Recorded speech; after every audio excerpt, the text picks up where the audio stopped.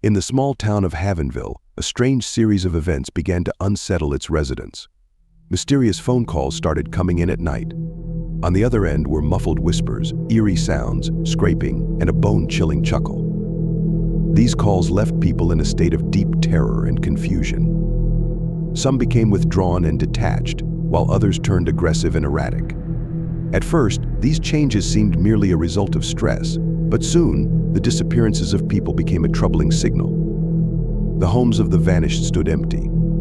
The disappearances happened without any signs of struggle, leading the police to think they were voluntary departures. However, more and more residents began to connect the incidents with the ominous calls.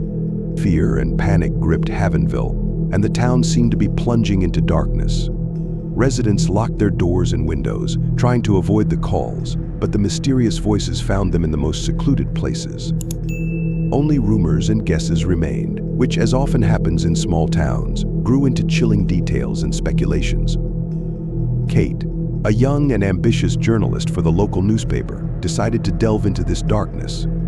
Inspired by the police's unsuccessful attempts, she began her own investigation. Sifting through archived records in the library, she stumbled upon mentions of similar events that had occurred in Havenville 50 years ago.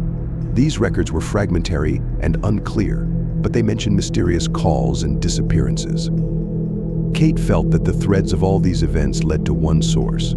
Immersing herself in old newspapers and clippings, she came across mentions of a series of strange murders that had happened in those years. These murders were as mysterious as the current disappearances. The records spoke of strange symbols found at the crime scenes and of a certain person accused of these heinous acts. As she continued to dig through the archives, Kate found more and more troubling coincidences. The deeper she delved into the history, the more confident she became in her hunch. The evil that had plagued Havenville half a century ago had returned. The idea began to form in her mind that the calls were no mere coincidence. Kate knew that her investigation would become even more dangerous from this point, but fear and determination fought in her heart, pushing her towards uncovering the mystery that threatened the town. Kate continued to dive into archival materials and finally managed to link the strange calls to the persona of a serial killer who had terrorized Havenville half a century ago. This man, named Edward Walsh, would call his victims before their disappearance. The calls were accompanied by sinister whispers and dying screams. Walsh's crimes had never been solved, and he himself was found dead under mysterious circumstances in an abandoned house on the outskirts of town. Kate's journalistic instincts told her that the current events were connected to something supernatural. Shaken by her discovery, she decided to share her findings with her closest friends, Liam, Julie, and Nick. Liam was her best friend from childhood, Julie was a colleague and friend from work, and Nick was an expert on the supernatural whose knowledge could prove invaluable in this situation. When Kate shared her discoveries, Liam frowned. "Are you sure this isn't just a coincidence?"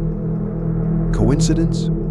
The calls, the disappearances, everything is happening just like it did then," Kate replied, her voice trembling with worry and fear. Julie sighed. "This sounds like a horror movie script. But if you're right, we need to act." Nick, thoughtfully stroking his chin, said, "If Edward Walsh was indeed connecting with supernatural forces, we need to understand this. It's possible his spirit or something else has returned." The friends agreed to help Kate with her investigation. They understood they were embarking on a dangerous journey, but none of them could leave Havenville in its current state. Combining their strengths and knowledge, they began planning their next steps.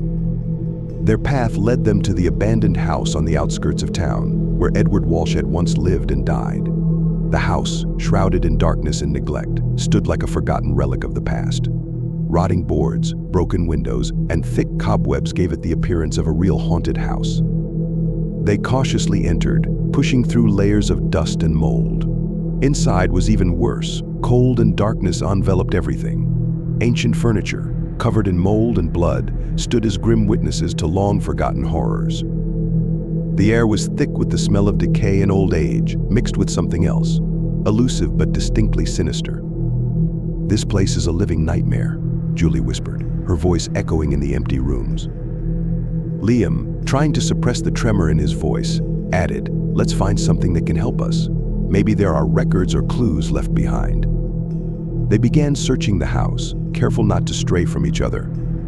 In one of the rooms, Kate found an old telephone. It was covered in dust but seemed still functional. She cautiously picked up the receiver and suddenly froze.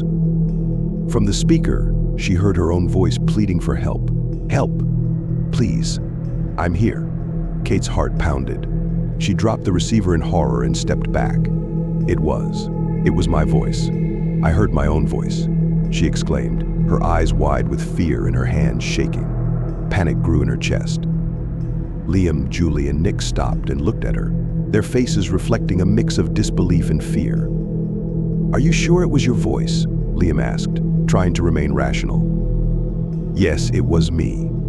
I don't know how it's possible, but I'm sure." Kate began pacing nervously. "This isn't just a haunted house. There's something much worse here. We need to be careful." Nick frowned and looked at the old phone. "If it really was your voice, it might mean the house isn't just holding memories of the past. It could be distorting time and space, using them against us. We need to be cautious," Nick warned. "Something very dangerous is happening here. We have to understand it without risking our lives." The friends realized they were facing something truly horrifying. The supernatural forces present in the house were becoming increasingly apparent. They understood that time was running out, and they needed to uncover the house's mystery before it was too late. Continuing to explore the gloomy rooms, they came across an old, tattered journal hidden behind rotting books on a shelf. The cover bore a name, Edward Walsh.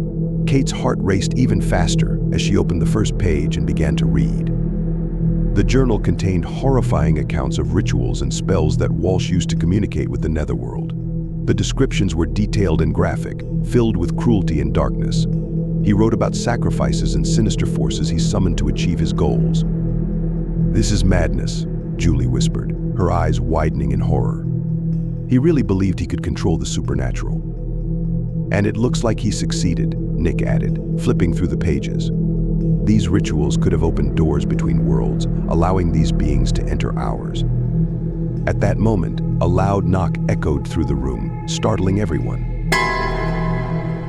They turned toward the source of the noise and saw ghostly figures beginning to emerge from the dark corners of the room. They were blurry, almost transparent, but their malevolent eyes and distorted faces instilled fear. Kate felt her breath catch. "We need to get out of here. Now."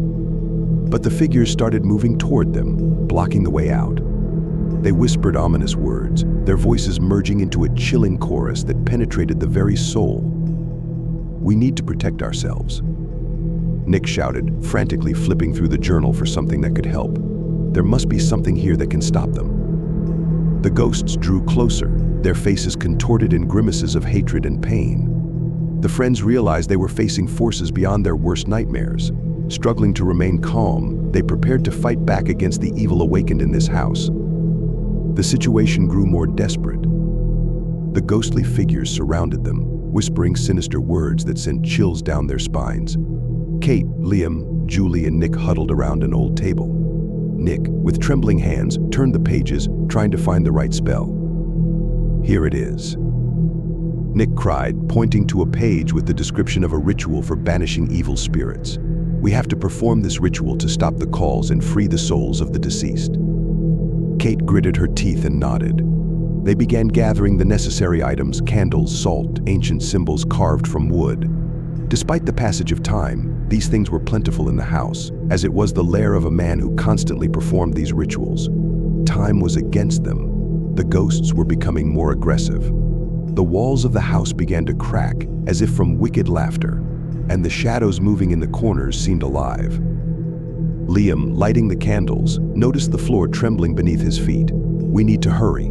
We don't have much time." Nick began reciting the spells, his voice echoing through the room. Kate and Julie poured salt around the table, creating a protective circle. Suddenly, one of the ghostly figures lunged forward and struck Julie. She was thrown against the wall, hitting her head. "Julie," Liam shouted, rushing to her. She was conscious, but blood was streaming down her face. Kate and Nick continued the ritual. The candles flickered, as if under an invisible wind. The walls began to whisper ominous words that grew louder, drowning out Nick's incantations. The floors creaked, and it seemed the house itself had come alive, trying to thwart their plans. The shadows grew more aggressive, lunging at the friends. Liam, staying close to Julie, fended them off, trying to protect her. The ghosts, sensing their end was near, attacked with renewed ferocity. But Nick didn't give up. He kept reciting the spells, his voice growing more confident. A protective aura began to glow around them, repelling the ghosts. Kate, holding a candle, looked at the malevolent faces appearing in the shadows and knew their lives depended on the success of the ritual.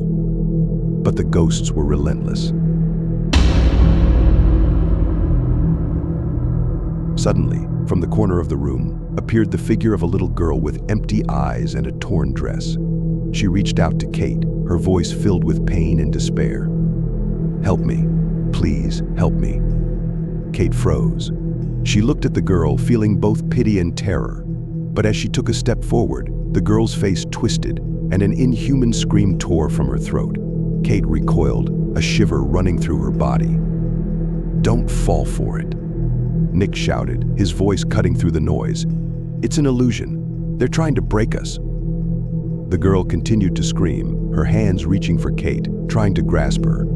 But Kate, gritting her teeth, stepped back, holding the candle. Around her, the shadows thickened, seeming to gather into a single entity. Liam, holding Julie, watched in horror. Nick, faster. They're getting stronger. Nick sped up his reading, his voice full of determination. A bright aura began to surround them, repelling the ghosts. The floor beneath their feet trembled more violently, the walls cracking, as if the house were ready to collapse. The ghost girl tried again to approach Kate, her screams growing wilder. But Kate, summoning all her willpower, raised the candle and recited the words of the spell she had seen in the journal. The candle's light grew brighter, blinding the ghosts and forcing them to retreat. The ghosts began to disappear, their screams fading, and the shadows dispersed. The house, feeling its power waning, began to calm down. But they knew this was only a temporary respite. They needed to complete the ritual to free the souls of the dead and stop the sinister calls once and for all. Suddenly, Liam felt a sinister cold envelop his body. He turned and saw a woman with black, empty eye sockets. Her face was deathly pale, and whispers of curses poured from her mouth. Liam felt his body beginning to numb. With each whisper of her voice, he lost the ability to move. His arms and legs grew heavy, as if his body were turning to stone. "Liam!" Kate shouted, seeing what was happening. She ran to him, but the ghost woman raised her hand, and Kate was thrown back, hitting the wall. Nick, seeing this, frantically searched the journal for the right banishing spell. Time was running out, and he knew if he didn't hurry, Liam might fall victim to this terrible curse. Julie, despite her injuries, approached the ghost woman with a candle. But before she could do anything, the ghost turned to her, and Julie froze in place, her eyes filling with terror. Finally, Nick found the spell he needed. He began to recite it aloud, his voice filled with determination and strength. The words of the spell echoed through the room, and the light around them began to shine brighter. The ghostly woman turned to Nick, her whispers growing louder and more aggressive. But Nick did not falter. He continued to chant the incantation, his voice rising to drown out the sounds of her curses. Liam felt the paralysis gradually retreat, his body beginning to move again. The ghostly woman screamed in pain, her face contorting in agony. She attempted to take one last step toward Nick, but the light from the spell became blinding, and she vanished in a cloud of black smoke. Nick, Liam, and Julie panted heavily, realizing what they had just survived. Kate rose from the floor, her eyes filled with determination. They knew the ritual was not yet complete, and the final battle for the souls and the end of the sinister calls lay ahead. As soon as Nick finished reciting the incantation that banished the ghostly woman, the old phone on the table began to vibrate and glow. The light was so bright that the friends involuntarily squinted. The house started to shake, as if awakening from a long slumber. Cracks in the walls widened, the roof creaked, ready to collapse. From the darkness of the room emerged a tall man with a disfigured face. His eyes were hollow, and his skin was marred, as if burned. It was the ghost of the murderer, Edward Walsh, returned from the other world to finish his work. Kate felt her heart stop in her chest. The ghost moved toward her, his steps slow but relentless. An aura of darkness surrounded him, and every step he took was accompanied by sinister whispers. Liam, just freed from the grip of the ghostly woman, lunged at the killer, diverting his attention from Kate. Edward Walsh, despite being a ghost, displayed incredible physical strength. He struck Liam so hard that he flew several meters, crashing into old furniture that shattered under his weight. Kate screamed, seeing this, but was powerless to do anything. Nick, despite the chaos around him, continued to chant the spell necessary to complete the ritual. His voice grew louder, drowning out the sounds of cracking walls and the crashing roof. Edward turned to Nick, his disfigured face twisted into a malicious grin. He began to move toward him, but Liam, summoning all his strength, attacked him again. He knew that if he did not stop the killer, Nick would not be able to finish the incantation. Liam grabbed Edward by the shoulders, and they began to struggle. The ghost was stronger, but Liam did not give up. He knew that time was running out, and any delay could cost them their lives. Meanwhile, Kate and Julie, despite their injuries, tried to help Liam. They rushed to him, trying to hold back the ghost. Kate grabbed an old candle and brought it to Edward. The light of the ritual fire made him scream in pain, but he did not disappear. Nick, seeing that time was running out, shouted the final words of the incantation. The phone began to vibrate more intensely, its light becoming blinding. Suddenly, the phone exploded, and a bright flash blinded everyone in the room. The bright flash made everyone close their eyes. The sounds of cracking walls and the crashing roof filled the room. The house shook so violently it seemed about to collapse completely. The ground around them trembled as if from a powerful earthquake. With a loud roar that seemed to pierce the very fabric of reality, the killer finally gave in. His scream echoed through the room before he disappeared, leaving behind only emptiness.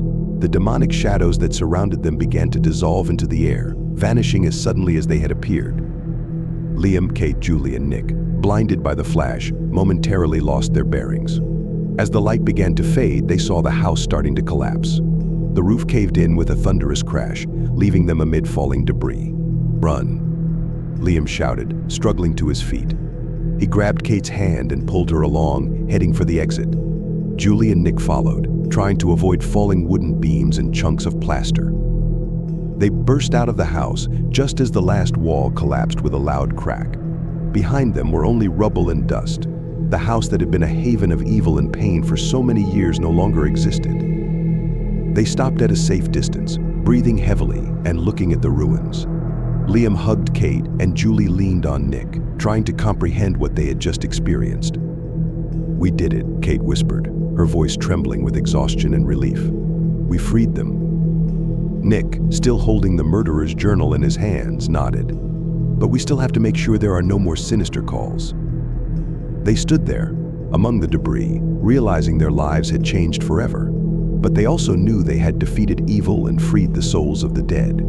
Havenville was finally free from the curse that had tormented it for so many years. They slowly began to walk back to town, feeling the weight of what they had experienced starting to lift. They knew more challenges lay ahead, but now they were confident they could face any adversity. After the house collapsed and the last ghost vanished, Havenville slowly returned to normalcy. The curse that had hung over the town for so many years was finally lifted. The house that had been a haven for all these horrors was now a pile of rubble. The mold and blood that had once covered the antique furniture were buried under the debris. All that was left of the house was a reminder of a dark chapter in the town's history. The town began to live its ordinary life again. People who had become withdrawn or aggressive after the sinister calls now returned to normal. The missing people were never found, but at least their souls were freed. Weeks passed, and Havenville began to forget its recent horrors. The townspeople returned to their daily lives, and the shadow of the curse gradually faded from their memories. But for Kate and her friends, the experience left an indelible mark. Kate worked on an article exposing the truth about the sinister calls and the murderer who had terrorized the town. She knew this story was important not only for the residents of Havenville but for anyone who had faced similar horrors. She wrote about every step of their investigation, the sinister calls, the old house, and the ritual they performed to free the souls of the dead. Her article was not just a recounting of the past but a warning that evil could return at any moment. When the article was published, it caused a wide resonance. The town came alive, discussing the details of a story they had long ignored or were too afraid to acknowledge. the town's legend came to life as a story of triumph over evil. Havenville celebrated once again. Residents gathered to mark the end of the nightmare. But amid the festivities, a shadow remained. People knew that dark mysteries could return, and they had to be ready for any challenge.